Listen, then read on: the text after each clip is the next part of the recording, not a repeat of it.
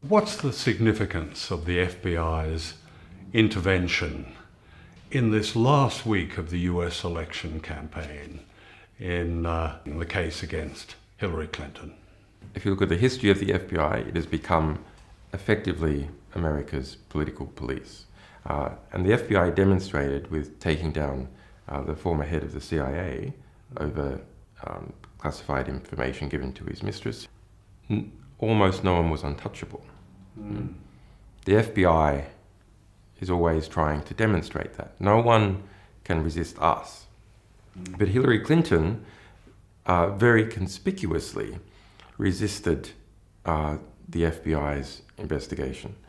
So there's anger within the FBI because it made the FBI look weak. Well, we've published quite a number of different sets of emails. So about 33,000 of Clinton's emails while she was Secretary of State. They come from a batch of just over 60,000 emails. In that 60,000 emails, Clinton has kept about half, 30,000, to herself, and we've published about half. And then there's the Podesta emails we've been publishing. Podesta is Hillary Clinton's primary campaign manager. So there's a thread that runs through all these emails. There is quite a lot of pay for play, as they call it, giving access in exchange for money for many different states, individuals and corporations, combined with the cover-up of the Hillary Clinton emails while she was Secretary of State, has led to an environment where the pressure on the FBI increases. I mean, the Clinton campaign has said that Russia is behind all of this. It says that Russia has manipulated the campaign and is the source for WikiLeaks and its emails. The Clinton camp has been able to project a kind of neo-McCarthyist hysteria that Russia is responsible for everything. Hillary Clinton stated multiple times, falsely, that 17 US intelligence agencies had assessed that Russia was the source of our publications. Okay, that's false. We can say that the Russian government is not the source, yes. WikiLeaks has been publishing for 10 years. In that 10 years, we've published 10 million documents, several thousand individual publications, several thousand different sources. And we have never got it wrong.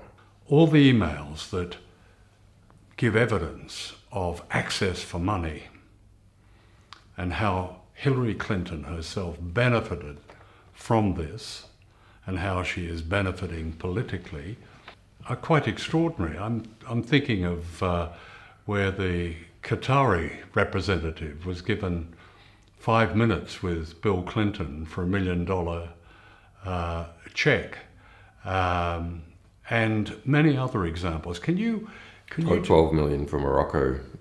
12 million for Morocco. For Hillary Clinton to attend. In terms of the foreign policy of the United States, that's where, for me anyway, where the emails are most revealing, where they show the direct connection between Hillary Clinton and the foundation of jihadism of ISIL in the Middle East. Can you talk something about that? How the emails demonstrate this connection between those who are meant to be fighting the jihadists, ISIL, are actually those who have helped create it.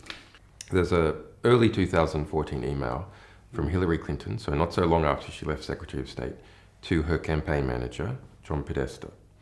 That email, it states that ISIS, is funded by Saudi Arabia and Qatar, the governments of Saudi Arabia and Qatar. Now, this is I think this is the most significant email in the whole collection. And perhaps because Saudi and Qatari money is spread all over the place, including into many media institutions. All serious analysts know, even the US government has mentioned or agreed with that some Saudi figures have been supporting ISIS, funding ISIS. But the dodge has always been that's it's just some rogue princes using their cut of the oil money to do whatever they like, but actually the government disapproves.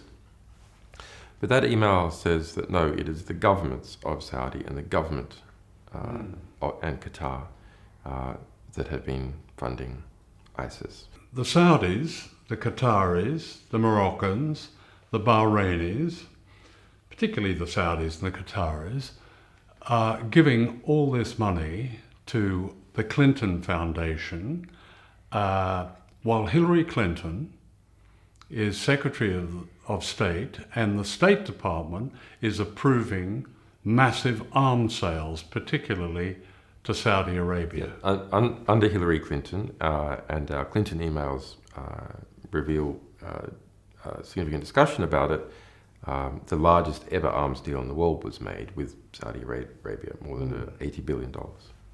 In fact, during her tenure as Secretary of State, total arms exports from the United States in terms of their dollar value doubled. And of course, the consequence of that is that this notorious terrorist jihadist group called ISIL or ISIS is created largely with money from the very people who are giving money to the Clinton Foundation. Yes. That's extraordinary. Look, Hillary Clinton's just a person. I actually feel quite sorry for Hillary Clinton as a person because I see someone who is eaten alive by their ambitions, tormented, literally to the point where they become sick. You know, they faint as a result of going on with their ambitions. But she represents a whole network of people and a network of relationships also with particular states. The question is, how does Hillary Clinton fit in this broader network? Well, she's a centralizing cog, so that you've got a lot of different gears in operation from the big banks like Goldman Sachs and major elements of Wall Street and intelligence and people in the State Department and the Saudis and so on. She's the, if you like, the centralizer that interconnects all these different cogs. She's a smooth central representation of all that. And all that is more or less what is in power now in the United States. It's what we call the establishment or the DC consensus and its influences. In fact, one of the more significant Podesta emails that we released was about how the Obama cabinet was formed.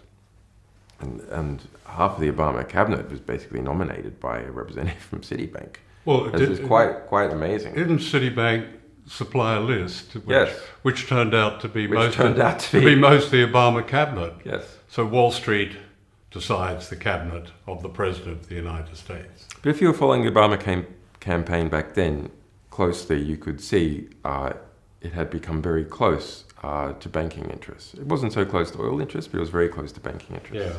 Yeah. So I think you can't properly understand Hillary Clinton's foreign policy without understanding Saudi Arabia. The connections with Saudi Arabia are so intimate. Why was she so demonstrably enthusiastic about the destruction of Libya? Can you talk a little about just what the emails have told you about what happened there, because Libya is such a source for so much of the mayhem now in Syria, the ISIL, jihadism, and so on. And it was almost Hillary Clinton's invasion. What do the emails tell us about that? Libya, more than anyone else's war, was Hillary Clinton's war. Barack Obama initially opposed it. Who was the person who was championing it? Hillary Clinton. That's documented throughout her emails. She put her favoured agent, in effect, Sidney Blumenthal, onto that. There's more than 1,700 emails out of the 33,000 Hillary Clinton emails we published just about Libya. It's not about that Libya has cheap oil. She perceived the removal of Gaddafi and the overthrow of the Libyan state, something that she would use to run in the general election for president. So late 2011, there's an internal document called the Libya TikTok that is produced for Hillary Clinton, and it's a chronological description of how Hillary Clinton was the central figure in the destruction of the Libyan state. As a result, there was around 40,000 deaths within Libya. Jihadists moved in, ISIS moved in. That led to the European refugee and migrant crisis, because not only did you have people fleeing Libya, people then fleeing Syria, destabilization of other African countries as a result of arms flows. The Libyan state itself was no longer able to control movement of people through it. Libya faces onto the Mediterranean. And so it had been effectively the cork in the bottle of Africa. So all problems, economic problems, civil war in Africa, previously people fleeing those problems didn't end up in Europe because Libya policed the Mediterranean.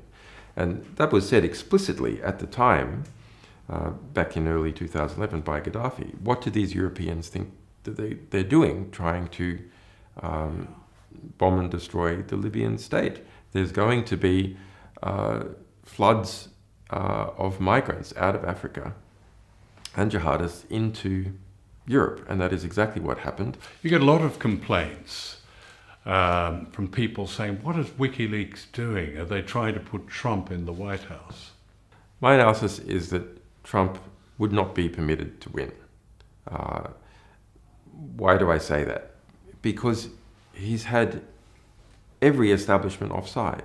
Trump doesn't have one establishment, maybe with the exception of the evangelicals, if you can call them an establishment. But banks, intelligence, arms companies, well, they all want him beat. Foreign money, etc., is all united behind Hillary Clinton, and the media as well. So media owners and even journalists themselves. The accusations that WikiLeaks is in league with the Russians, and you hear people saying, well, why doesn't WikiLeaks investigate and publish emails on Russia? We have published over 800,000 documents of various kinds that relate to Russia. Most of those are critical. And a great many books have come out of our publications about Russia, most of which are critical. And our documents have gone on to be used in quite a number of court cases, refugee cases of people fleeing some kinds of claimed political persecution in Russia, which they use our documents to back up. Do you take yourself a view of the US election? Do you have a preference for Clinton or Trump? Donald Trump, what does he represent in the American mind and in the European mind? He represents American white trash. Deplorable and irredeemable. Basically the same thing. It means from a establishment or educated, cosmopolitan, urbane perspective, these people are, they're like the rednecks, and you can't, like, they're just, can never deal with them. And because he so clearly, through his words and actions and the type of people who turns up his rallies, represents people who are not the upper middle class educated. Yeah. There's a fear of seeming to be associated in any way with that, a social fear that lowers the class status of anyone who can be accused of somehow assisting in any way Trump, including by criticizing Clinton. Yeah. And if you look at how the middle class gains its economic and social power, it makes absolute sense. I'd like to talk about Ecuador, the small country that has given you refuge and given you asylum in this embassy in London. Now, Ecuador cut off the internet from here, where we're doing this interview, in the embassy, for the clearly obvious reason that they were concerned about appearing to intervene in the US election campaign. Can you talk about why they would take that action and your own views on Ecuador's support for you? Let's go back 4 years ago. Right. Ecuador, I made an asylum application to Ecuador in this embassy because of the US extradition case. Yeah. And the result was, after a month, I was successful in asylum application, and then the embassy has been surrounded by police. Quite an expensive police operation, which the British government admits to spending more than £12.6 million. They admitted that over a year ago. And now there's undercover police and there's robot surveillance cameras of various kinds. So that there has been a quite serious conflict right here in the heart of London between Ecuador, a country of 16 million people, and the United Kingdom and the Americans who have been helping on the side. So that was a brave and principled thing for Ecuador to do. Now we have the US election on foot. The Ecuadorian election is in February next year. You have the White House feeling the political heat as a result of the true information that we have been publishing. WikiLeaks does not publish from the jurisdiction of Ecuador, from this embassy, or in the territory of Ecuador. We publish from France, we publish from Germany, we publish from the Netherlands, and a number of other countries, so that the attempted squeeze on WikiLeaks is through my refugee status. And this is really intolerable. If you try and get at a publishing organization to try and prevent it publishing true information that is of intense interest to the American people and others about an election. Tell us what would happen if you walked out of this embassy. So I would be immediately arrested by the British police, and I would then be extradited either immediately to the United States or to Sweden. In Sweden I am not charged. I've already been previously cleared, etc. Yeah. So we're not certain exactly what would happen there, but then we know that the Swedish government has refused to say that they will not extradite me to the United States, and they have extradited 100% of people that the US has requested since at least 2000. So over the last 15 years, every single person the US has tried to extradite from Sweden has been extradited, and they refuse to provide a guarantee. So it's, yeah. I mean, people often ask how you cope with the isolation here. Look, one of the best attributes of human beings is that they are adaptable.